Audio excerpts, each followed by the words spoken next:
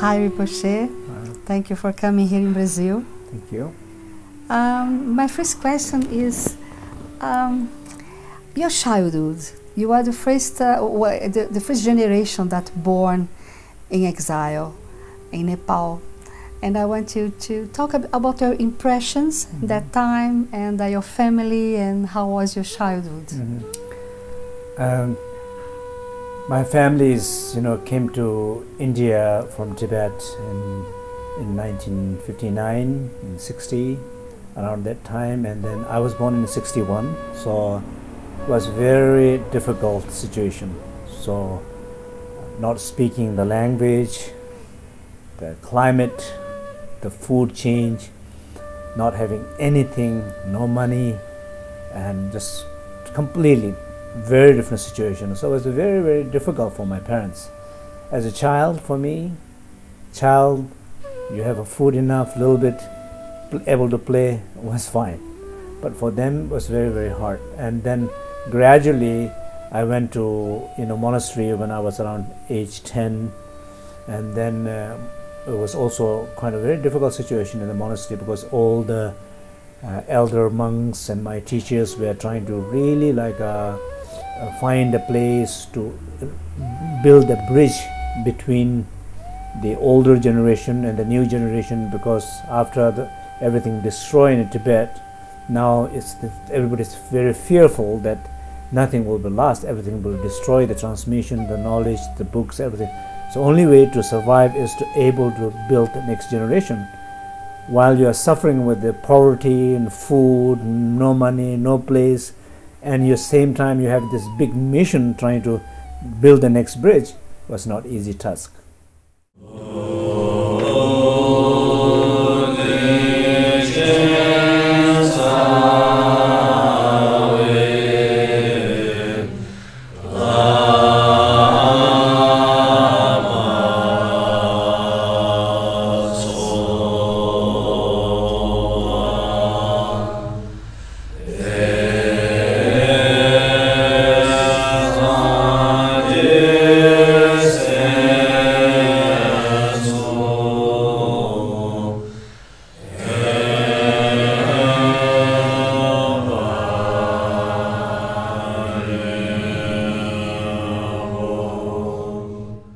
Mother was from Bon tradition, that is the oldest tradition in Tibet, and your father was Nyingma, that is the other very old tradition, the first tradition Buddhist. Yeah. Talk a little bit about that. Well, in generally, the Tibet, originally everybody was a Burn practitioner, in before 7th century everybody was a Burn practitioner, and gradually, when the Buddhism from India introduced to Tibet, so that there was a lot of exchange between old culture there and then new the spiritual tradition coming in Tibet, so back and forth. So I was a kind of example of that, in a way that my mother was very strong in the Burn tradition, my father was in a Buddhist background. So personally for me it was no any differences, as a child, and I've grown up very fortunate to grow up with my teachers as age 10. So I spent more of my life with my teachers than my parents. So my teacher was my father, my mother, my friend, my educator, my playmate, everything. Talk a little bit about your relation with Dalai Lama, your master and you, the relationship with Dalai Lama. Yeah. Well, Dalai Lama has been really incredible support to the Burn tradition right from the beginning. He's a very good friend of my teacher. My teacher always says he's inspired so much with His Holiness Dalai Lama to all the work he was doing, and His Holiness Dalai Lama again and again emphasized to my teacher, saying, you have to preserve and protect the Burn teaching and make accessible, available for others, because I don't know about the Burn so much, so you have to do it. It's your job. Any help you need, I am there with you. Dalai Lama is always emphasizing that. And personally for me, before I came to the West, I was in 1987, he personally appointed me as a deputy assembly member of the government of Tibet, as representing Bön religion. And at the time he personally appointed me, and but on my personal level, I was just a young, fresh blood coming out of my education, and I was not so much interested in the politics. So I was a little bit nervous to tell him, sorry, thank you for appointing me, but I cannot really do this. This is not my inside wish. So I did not accept. But then I went to him saying, I'm going to the West to bring the Bön teaching in the West. So every now and then I have personal encounter with him, just trying to update him a little bit what's happening and what I'm doing, and he's always very, very supportive, very kind. How do you feel traveling all over the world and go to different places and teaching Dharma for people? How is your...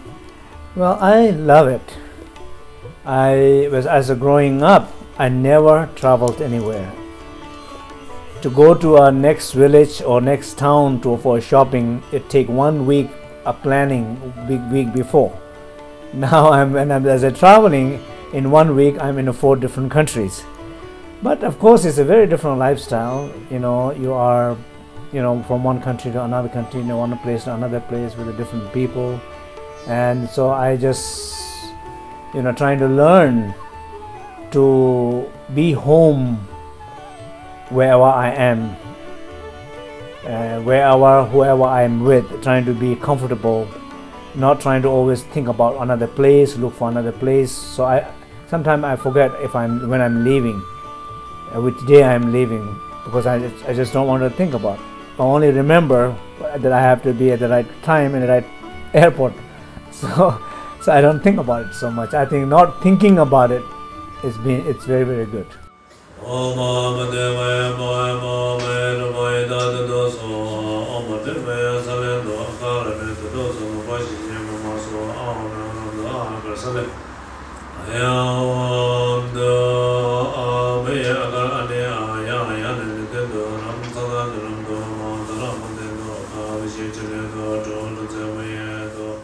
What is the importance of the teaching of Buddhism nowadays? Like how you feel that? Well, I think particularly in the Western world, there's a lot of interest in the Buddhism, in the Eastern philosophy. I think people are hunger because there's the exhaustion of materialistic view and having almost everything from materially speaking, but not having what really inner joy, inner sense of peace, inner sense of meaning of life, not finding that. And then I think people are really seeking for some really deep answers.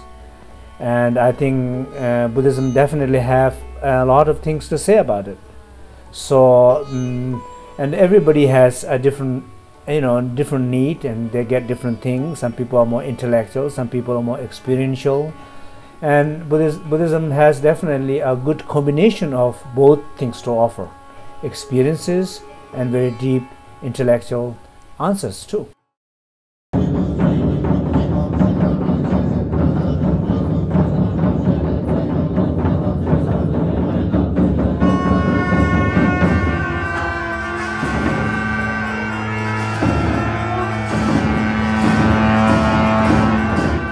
What is be a Buddhist today, nowadays? Well, I think generally the definition of being Buddhist is the one who takes refuge in the Buddha, Dharma and the Sangha. So that is a classic kind of definition of Buddhist. And if you look at it that way, I don't know how many people actually know Buddha, Dharma, Sangha, people who claim to be a Buddhist in a modern society, in the Western world. If you ask what is Buddha, Dharma, Sangha, I don't know, And do you really take refuge? What refuge is? Maybe numbers of Buddhist people will go down if a classic definition of Buddhist. But everybody have some sense of, I wanted to be Buddhist. I wanted to, not harm others. I wanted to find wisdom within myself. I wanted to tame my mind. I wanted to help others. I wanted to maintain some sense of serenity and some sense of equanimity in my life through the meditation. Some sense people believe those things. So I think some sense to maintaining some of those Buddhist principles, able to integrate in a basic levels of life in every day. I think, probably that's what it means.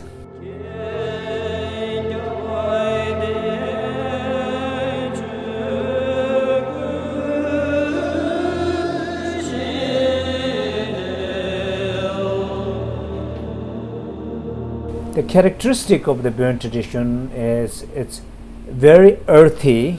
It's earthy in a sense, as a tradition, very earthy in a sense. It works with the nature, it works with the elements, it's worked with the, very sensitive about the environment, spirits, and a healing ability in the herbs and so on. So a lot of that aspect knowledge is there. On other level, on a higher, on a psychological and spiritual level, also it's very very profound, such as Dzogchen meditation, basically a meditation of a light, a meditation of pure awareness, where it talks about the purest element of light. And in these practices, people have a record of many masters achieving a body of light. That means basically when they die, they don't leave their body, they all become a light. Among first Tibetan kings, they all never left their body, they all became a body of light, and it is believed that they were practicing Burn tradition. So it's very much very earthy and also very illuminating a tradition.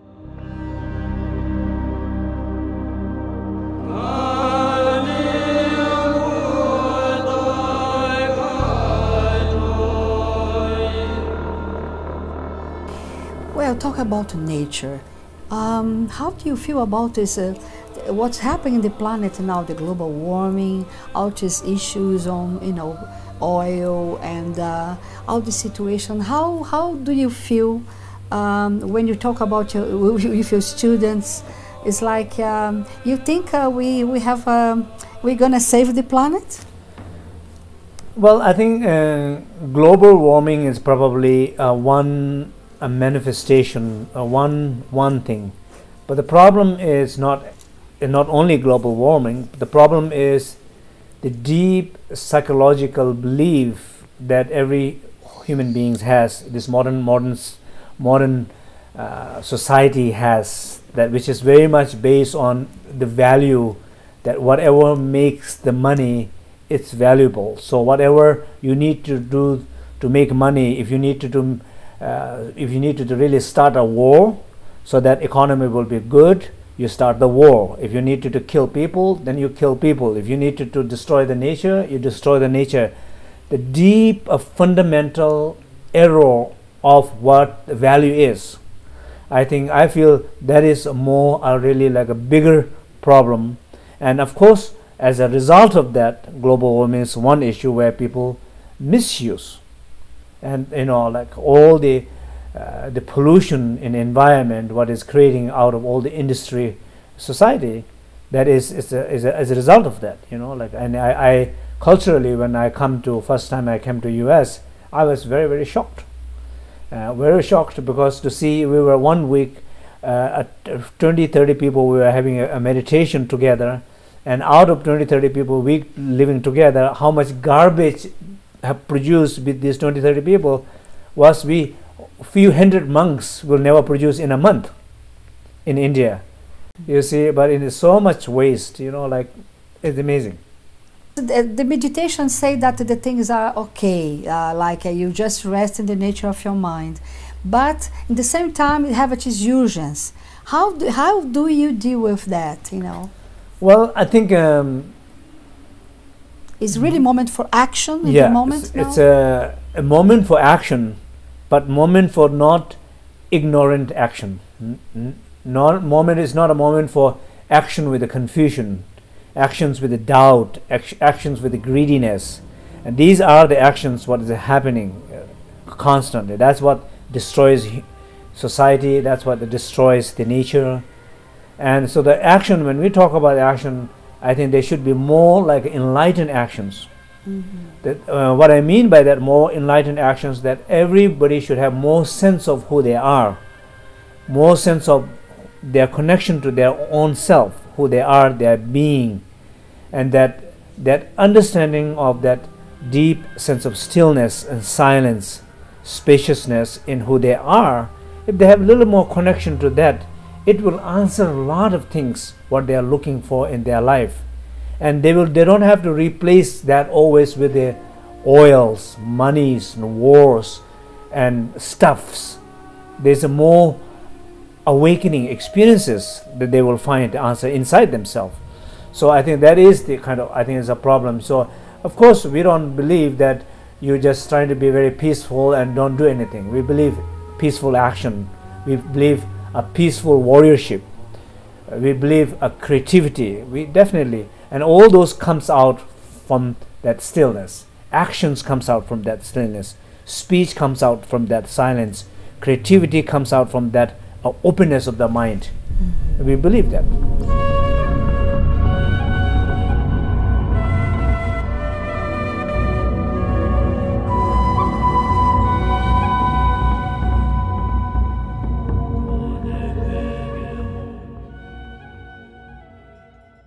What is dream yoga? Well, first of all, like in average life, so 1/3 of our lifetime we sleep. So average maybe 20 years or 25 years we sleep. So if you look at that time, 25 years sleeping in one lifetime, it's a big amount of time, right? So I think in all the ancient yogis, they figure out, well, that's a lot of time to waste not knowing what's happening. So they're trying to go into the deep, into sleep state and dream state, how as a human being can continuously discover oneself, heal oneself, grow oneself. This spiritual and personal development can occur while you're sleeping. That is the idea. So the idea behind the dream yoga, that while you're sleeping, you can continuously develop your spiritual and personal life. And so that is the kind of the core part of it. In the ancient tradition, they work with the, like a body, for example. How does our physical body plays a role in our dream? Different energy centers, like different chakras in our body. How does these chakras play a role in our dream? How prana, like this, the energies, the wind energies, the pranic energies, or the chi energy, how does these energy plays role in our dream? How does our awareness plays in our dream? So these all are work of these body, the breath, and the mind, bringing them together and trying to use them as development of the sleep and dream yoga practice. How to be aware in the dream? Well, I think there's a very important part of the dream yoga practice is called lucid dreaming.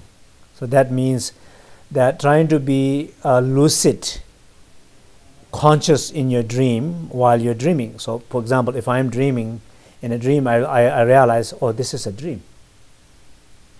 That is called lucid dream. And first there are exercises to have that. It's called lucid dreaming. So once you have that, then you're trying to transform in whatever you wanted to do. Then basically you can do anything what you wanted to do in your dream. You can unblock. For example, if somebody is very fearful in life of flying, then in a dream you can say, this is a dream, I can fly. You fly. Or if somebody is not able to walk very well, have some problem with it, they have done some scientific research, like that people have some problems with their health, and in their dream they went into a lucid dream and they said, oh, this is a dream, I can walk. So they just walk all night, and the next day they're able to walk more. They're able to heal the pain and their diseases through that, because the mind is giving message to the body saying, you're free. Why I'm free? It's a dream. So it's giving the right message because of it's a dream, and body is able to change. And then the other book, The Healing Through Form, Energy and Light. So the healing with the form, energy and light, it's the working with the 5 elements, which is earth, water, fire, air, space. So it's a deep understanding, or the ancient Tibetan understanding of what these 5 elements are on a many different levels. It's not only one level. On a very gross level, you have earth, water, fire, air, space that we all understand, that we are very dependent on. Our physical dimension is very dependent on that. And so there's a lot of work, the meditation, working with the nature. For example, working with earth, trying to feel the energy of the earth, and trying to feel that energy from the earth, and trying to feel the deep stability in oneself. Trying to feel connected with the fire, and trying to feel the heat, the energy of the heat, trying to warm one's inner being. Trying to feel the air, so it's trying to connect with the air element, air spirit, trying to heal. So using the spirits and pure energies of the raw element, trying to heal disease, guide oneself, connect oneself. That's what we do. So that's healing with the form. Energy, when we say energy, it's referring to a wind. So that basically like a prana, a chi. So in our body, we have all the 5 winds of 5 elements. We have earth element, we have a water element, we have fire element, space element. Our flesh, physical flesh, is the earth. Our blood is the water element. Our warmth in our body is the fire element. The breathing is the air element. Our consciousness is the space element. So we have on a physical level of 5 elements, but these all, everything in our body, like 5 organs, are related to the 5 elements. 5 branches of the body are related to the 5 elements. 5 fingers related to the 5 elements. 5 senses are related to the 5 elements. Why all are 5, 5, 5, 5? Because they all follow the laws of the 5 elements. They are connected to that. So there are a number of exercises, ancient exercises. You do one movement, you generate a lot of heat. That we generate your heat. Wherever, if the disease is related with the cold, you can heal. Problem with the digestion, you can heal. And or you do another exercise, you feel so much space. You immediately feel opening in your body, in your heart, in your consciousness. For whatever coming in your life, you feel so much openness. But simply doing one single exercise can open every energy in your body. Or you do one exercise that generates the air element. Immediately the wind element comes, and immediately your creativity, your expansion of your consciousness, your productivity level immediately can expand. Just because of one specific exercise, which is able to kind of invite and bring in a specific energy of wind, which then affects the psychological state of mind. For example, one simple exercise will be every given moment, if you draw attention, for right now, you draw attention toward inside, and you take a deep breathing. Be fully aware of your breath, and you inhale, and then hold your breath in your heart area here. My attention is in this area of the body. My attention is in the breath. My mind is aware of that space around that energy, and I'm holding as long as I can. That peace.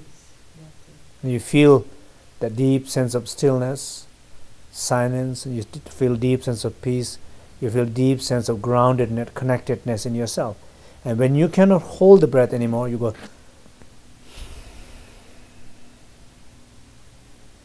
You release. When you release that breath that you're holding in your heart, immediately you're going to feel a space, or opening of space. you feel opening, and gradually you feel some sense of openness in your heart, in your mind. And so that openness, if you're trying to force yourself, oh, I feel anxiety today, I wanted to be open, or I'm feeling angry, I wanted to open. You're talking to yourself like that, it doesn't help. You're agitated about your unopenness, and you are stressed because you are trying to open, and none of those helps to open. But simply drawing attention in the heart, hold the breath, releasing it, that exercise can help to feel a space element in you, which will help to recognize yourself, which help to connect with somebody, which help to able to be in this moment, which help to able to do whatever you're doing that moment in full attention. So a lot of attention disorder can be fixed like that, you know. So I mean, there are many exercises like that, but this is just a taste. I know you have a program that you apply to your students that is about changing their life in a professional way, in a personal way, and what is the third one? Family way. Mm-hmm. Can you explain that? How did you design that? Yeah, so the original intention came because sometime my feeling in Buddhism coming to the West, people trying to relate to the Dharma and Buddhism in a very passive way, you know, like it's sometimes people use also as escape, or I couldn't find job, I have family problems, or I don't know where to find my peace, so I go to monastery, I go to a retreat and just sit there and quiet, and my problem will be taken care. Mm-hmm. People use as escape. Of course, it's fine to do the retreat, but you cannot run away from your problem, because the problem will follow you no matter where you go. Either you go in a church, it will follow you there. If you go in a temple, it will follow you there. If you're in a deep state of meditation, your problem is just fully present right in a deep meditation, interfering you. So somehow you have to deal, you cannot run away from it. So I feel like maybe Buddhism in general as a teaching is so rich psychology, so rich therapy, but people need to know, understand it is a very rich, and there is a specific method and a step-by-step process how one can work with this. But sometimes when the Buddhism came to the West, it's a very complex. You have a meditation on emptiness like 1,000 pages. So you have to read 1,000 pages to understand mind is empty. It's difficult for ordinary people. So how you do? You need a very practical step-by-step. So these are the few books that I have been working. One is called Tibetan Sound Healing, and one is I'm publishing now in the winter is called Awakening the Sacred Body.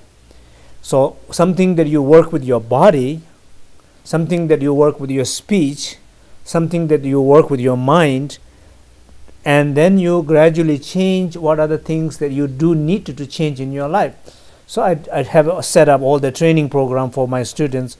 So they have to change 63 points in their life. It doesn't matter how long they have been studying Buddhism, that doesn't count.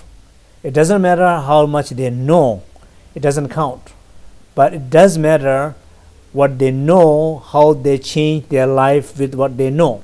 So that means they have to actively practicing and changing life in a practical places in their life. Not to say I've been meditating Buddhism and I'm reading all these fancy books and next life I will be fine.